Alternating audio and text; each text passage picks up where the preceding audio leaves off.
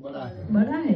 तो विश्वामित्र जी ने जीवन भर तपस्या की, माला की, उसका फल, और वशिष्ठ जी ने आदि घड़ी जो सत्संग का फल था, तो सत्संग का फल बड़ा निकला। और महत्व किसका रहा? सत्संग के फल का।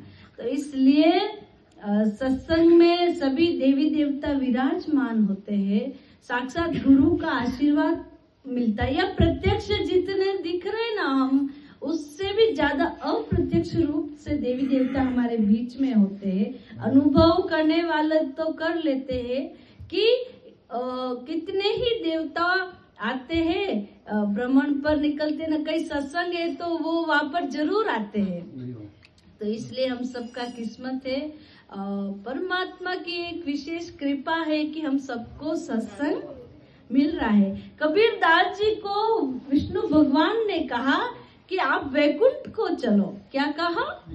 आप वैकुंठ को चलो, आपके लिए वैकुंठ के द्वार खुले हैं। तो कबीर दास जी ने मना कर दिया कि मुझे वैकुंठ में नहीं आना, मैं धरा पर इस कलयुग में रहकर, इस धरा पर रहकर सत्संग करूंगा, और अगर मेरे में सामर्थ्य होगा तो वैकुंठ को इस धरा पर आना पड़ेगा, और विष्णु भगवान को साक्षात इस धरा पर आना पड़ेगा। और जिस गांव में मैं सत्संग करूंगा, वो गांव ही में मैं वैकुंठ बना दूंगा। मुझे वैकुंठ में आने की जरूरत नहीं है, मैं सत्संग को ही वैकुंठ धाम बना दूंगा। और कबीर दास जी ने मना कर दिया कि मुझे वैकुंठ में नहीं आना।